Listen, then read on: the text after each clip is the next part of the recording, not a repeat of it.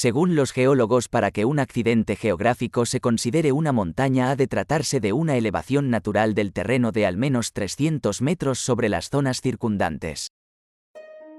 Las cordilleras montañosas más altas del mundo se forman cuando partes de la corteza terrestre chocan entre sí en un proceso denominado tectónica de placas, y se elevan como si fueran el capó de un coche en una colisión frontal. El Himalaya se formó a partir de una colisión masiva que comenzó hace unos 55 millones de años. 30 de las montañas más altas del mundo están en la cordillera del Himalaya. La cima del Everest de 8.850 metros es el punto más alto del planeta. Sin embargo, la montaña más alta medida de base a cima es el Mauna Kea, un volcán inactivo en la isla de Hawái. El Mauna Kea, medido desde su base, tiene 10.203 metros de altura, aunque solo se eleva a 4.205 metros sobre el nivel del mar. Estas montañas volcánicas se forman cuando la roca fundida del interior de la Tierra entra en erupción a través de la corteza y se va acumulando sobre sí misma.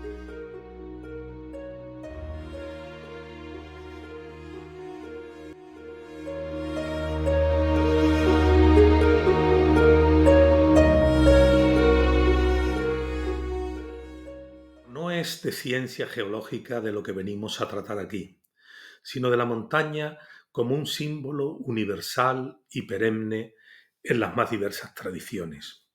La montaña une lo de abajo con lo de arriba, une la tierra con el cielo, el mundo terrenal con el mundo de lo sagrado, con el mundo de los dioses.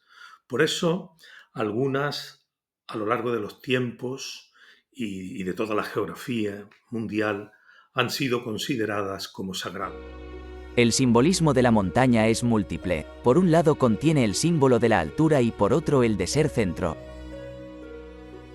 En cuanto al eje vertical, la montaña es axis mundi, es decir, el eje del mundo.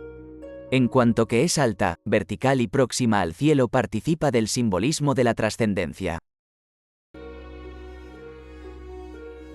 En cuanto centro, la montaña participa del simbolismo de la manifestación. En las montañas, según la tradición perenne, se han producido múltiples teofanías, es decir, manifestaciones de lo divino. Las peregrinaciones en dirección a las montañas sagradas simbolizan el despegue progresivo del hombre de la esfera cotidiana y su elevación espiritual. La ascensión de la montaña simboliza una elevación hacia el cielo, un medio para entrar en contacto con la divinidad, así como un retorno al origen.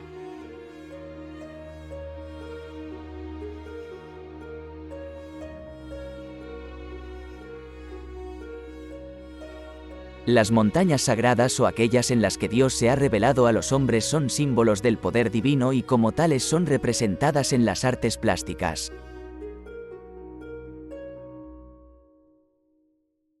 Como ya se ha dicho, montañas sagradas encontramos en todas las culturas y en todos los rincones del planeta y en todos los tiempos. Es un símbolo perenne de esa aspiración humana a la comunicación con lo sagrado.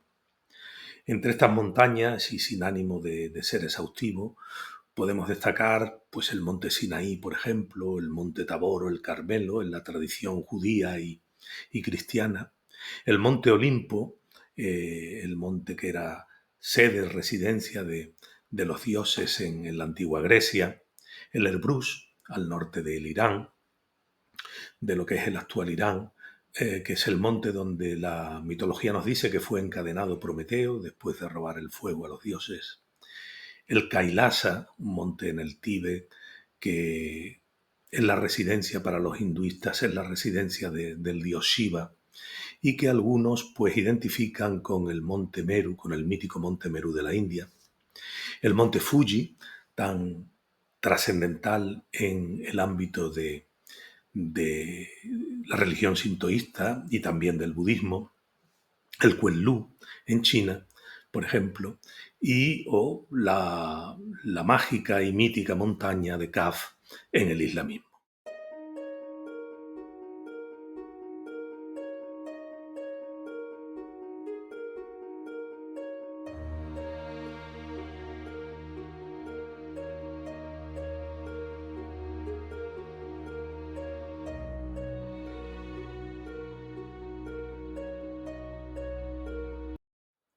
También en España tenemos montañas consideradas como sagradas desde tiempos pretéritos, que siguen estando llenas de misterio y de magia. Así, por ejemplo, la montaña de Montserrat, con su especial orografía, a unos 50 kilómetros de Barcelona, ¿no?, en Cataluña, o la montaña de Tindaya, la montaña de los Guanches en la isla de Fuerteventura, o el Monte Teleno, quizás menos conocido, pero también un monte situado en la Maragatería leonesa, en el que los petroglifos recientemente descubiertos, localizados, nos hablan de un culto indígena antiquísimo, prerromano, posiblemente dedicado al dios Tilenus.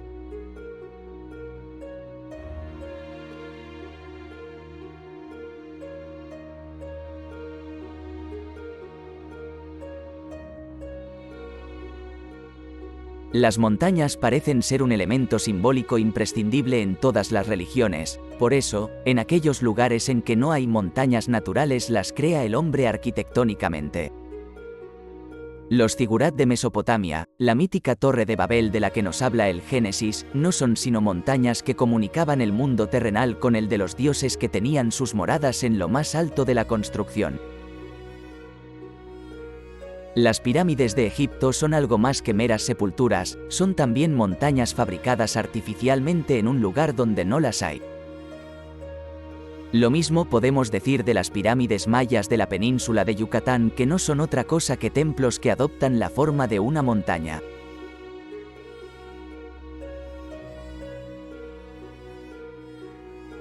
Pero ahondemos un poco más en el sentido de este símbolo universal.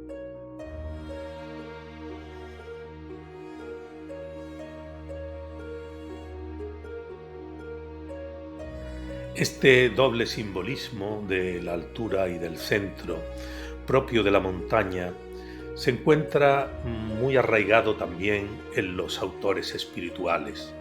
Las etapas de la vida mística, por ejemplo, son descritas por Juan de la Cruz, por el místico español San Juan de la Cruz, como la subida al Monte Carmelo. La montaña expresa también las nociones de estabilidad, de inmutabilidad y a veces también de pureza. Es, para el pueblo sumerio, por lo tanto es algo que es una significación simbólica bastante antigua, es la masa, digamos, la masa primordial indiferenciada, lo que podríamos llamar el huevo cósmico, el huevo del mundo. De una manera más general, tal vez, la montaña es centro y eje del mundo. Gráficamente, como sabemos, se representa normalmente con un triángulo con un vértice hacia arriba y los otros dos vértices en la base. La montaña, sin duda, en todas las religiones, desde antiguo, es la morada de los dioses. Su ascensión se figura como una elevación hacia el cielo, como el medio de entrar en relación con lo sagrado, con la divinidad. También es un retorno a lo originario, un retorno al principio. Los emperadores chinos sacrificaban en las montañas. Moisés recibe la ley para el pueblo hebreo precisamente en la cima de un monte, en la cima del Sinaí. En el monte Kailasa de la India tiene su residencia el dios Shiva, o en el Olimpo, en la antigua Grecia, tenían su residencia los dioses. En el taoísmo, los inmortales taoístas se elevan al cielo precisamente desde la cima de una montaña, y los mensajes que se destinan al cielo se dejan sobre la cima precisamente de esa montaña. Las montañas místicas tienen su acceso vetado a quienes no han alcanzado un cierto grado de espiritualidad, una espiritualidad elevada. El Montsalvat, por ejemplo, tan unido a la leyenda del Grial, se sitúa a veces en medio de una isla que resulta totalmente inaccesible. El monte Kaf, ese monte legendario, ese mítico monte del Islam, no puede alcanzarse ni por tierra ni por mar. Esto implica un alejamiento del estado primordial y también hay como una especie de transferencia del centro espiritual desde la cima visible de la montaña a, a lo que sería la caverna que está dentro de la montaña, que la montaña abriga. Como sabemos, Dante también sitúa el paraíso sobre la montaña, sobre la cima de la montaña del purgatorio, lugar a donde lógicamente no es fácil ascender, hay que reunir una serie de condiciones espirituales. Los taoístas, por su parte, pues señalan esa dificultad y esos peligros de una ascensión a la montaña que no esté preparada por métodos espirituales. Las montañas muchas veces están pobladas de extrañas criaturas, de entidades terribles que impiden o que dificultan ese acceso a la cima. El poeta francés René Daumal tiene una novela por cierto inacabada, y la verdad sumamente atractiva, que evoca toda esta idea del monte inaccesible, de la montaña inaccesible y la preparación para acceder a él. La novela se titula El monte análogo. La ascensión a la montaña en este sentido simbólico es pues totalmente de naturaleza espiritual. Supone la elevación, un progreso, como hemos visto, hacia el conocimiento. Es ese progreso, esa subida al Monte Carmelo de la que nos hablaba Juan de la Cruz. Decía también el filósofo y teólogo Ricardo de San Víctor que la ascensión de esta montaña pertenece al conocimiento de sí mismo, y lo que ocurre encima de la montaña conduce al conocimiento de Dios. Es decir, la ascensión es un proceso para conocerse a sí mismo, y el hecho de estar sobre la cima supone ya el conocimiento de lo sagrado. Sería lo que se viene denominando, lo que han venido denominando el Sinaí de su ser. Algo que es un símbolo común tanto entre los hebreos como entre el esoterismo ismaelita, por ejemplo.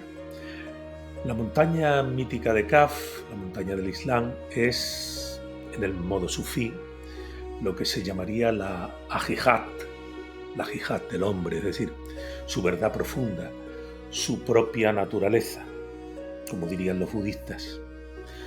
En China, el monte Kunlun, el monte del taoísmo, corresponde a la cabeza y su cima sería el punto, o tocaría el punto, donde se efectúa una salida al cosmos.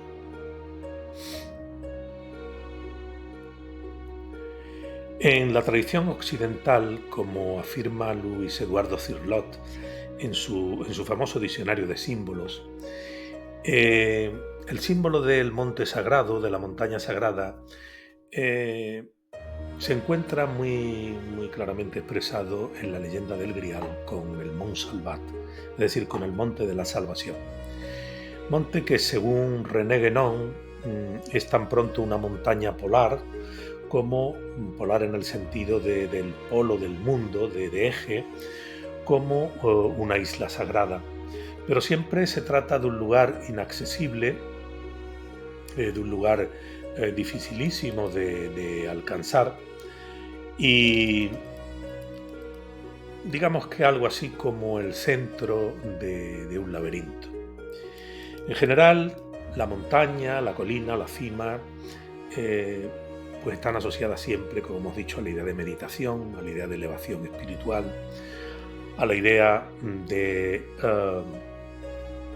comunión de los santos, que podríamos decir, dentro del ámbito católico. Y en muchos emblemas medievales, pues para darle ese carácter de monte de salvación, se representaban con una figura simbólica complementaria, como podía ser una flor de lis, una estrella, un creciente lunar, una cruz, una escalera, el círculo mismo, la corona, el triángulo, incluso el número 3, etc. El simbolismo de la montaña polar como eje y centro del mundo se encuentra claramente plasmado en el mítico Monte Meru de la India, donde también se conocen otras montañas axiales. Ya nos hemos referido en una ocasión anterior al monte que se ve aquí en la imagen, a la residencia de Shiva en este monte que está en el Tíbet hindú, que se llama el monte Kailas. El monte Kunlun simboliza entre los maestros celestes taoístas la estancia de la inmortalidad, semejante de algo así como a nuestro paraíso terrenal en nuestra tradición judeocristiana. Su fama viene de un maestro celeste, el maestro Chan Taolin, que acudió allí, según la leyenda, a buscar 2 espadas para expulsar a los malos espíritus. Desde esta montaña, bebiendo la droga de la inmortalidad, descubierta por uno de sus antepasados, subió al cielo montado en un dragón de 5 colores. En la mitología taoísta, los inmortales van a vivir a esta montaña, que se llama la montaña de en medio del mundo.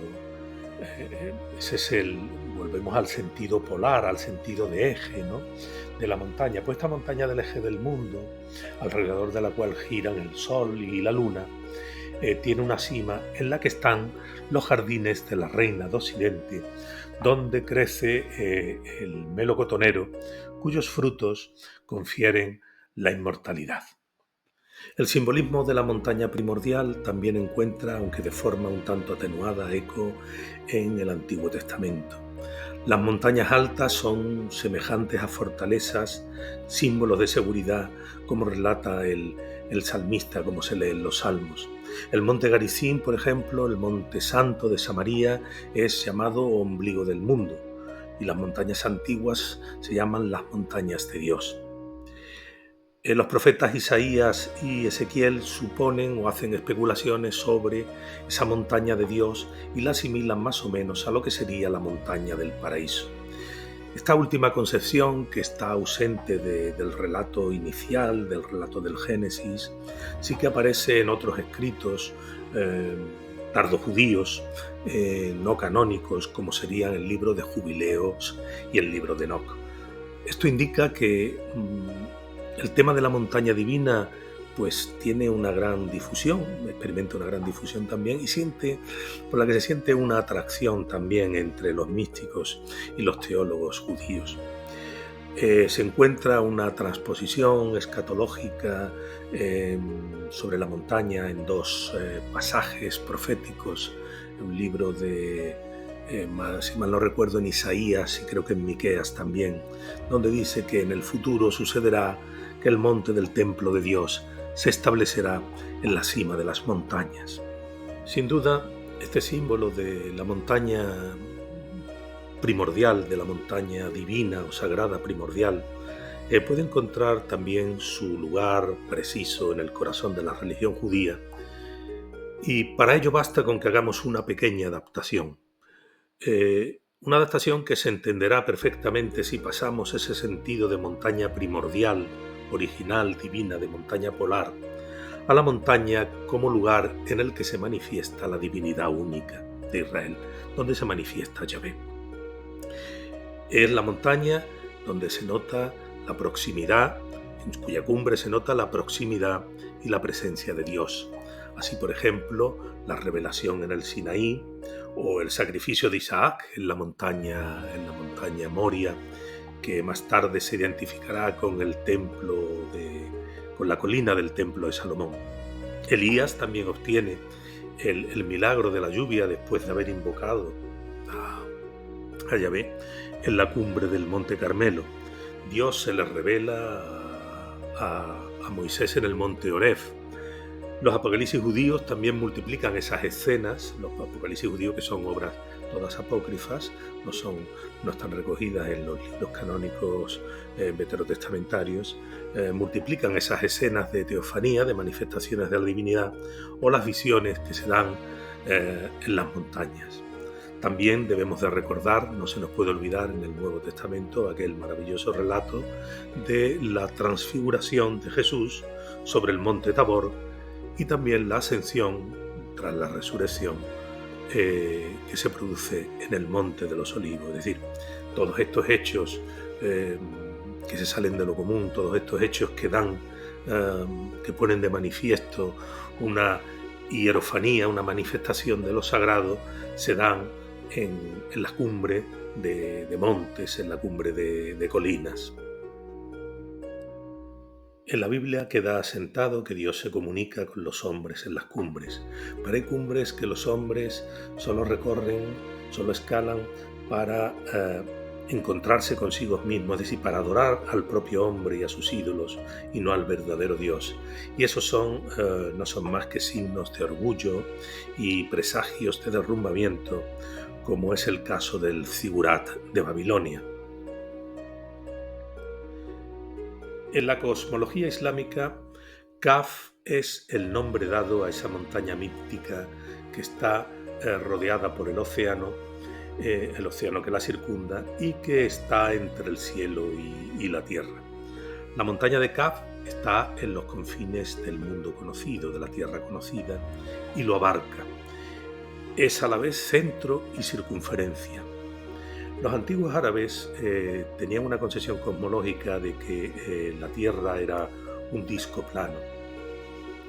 Era un disco plano y el monte de Kaf estaba separada de ese disco, del resto del disco, por una zona infranqueable que, según palabras del propio profeta, se trataba de una zona oscura y que se tardaban al menos 4 meses en poder recorrerla hasta llegar al pie de la montaña de Kaf.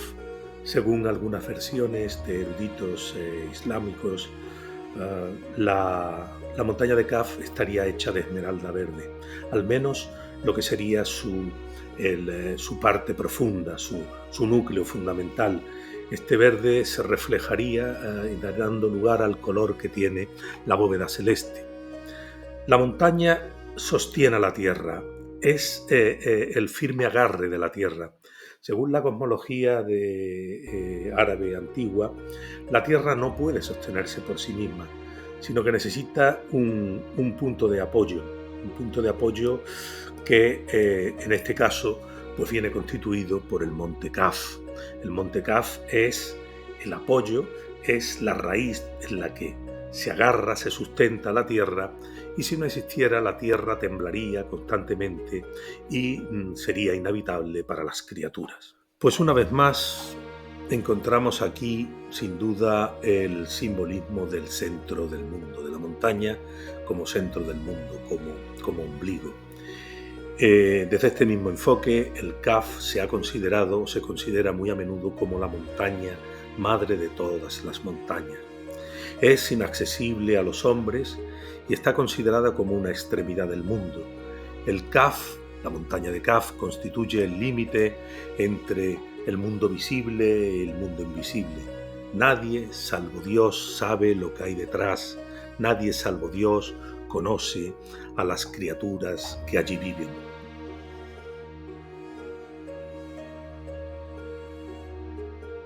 Hasta aquí hemos visto 3 significados simbólicos de la montaña. La montaña realiza la unión de la tierra y el cielo. La montaña sagrada está situada en el centro del mundo y se asimila al templo. Y finalmente, la cumbre de la montaña es el lugar en que se produce la manifestación de lo sagrado.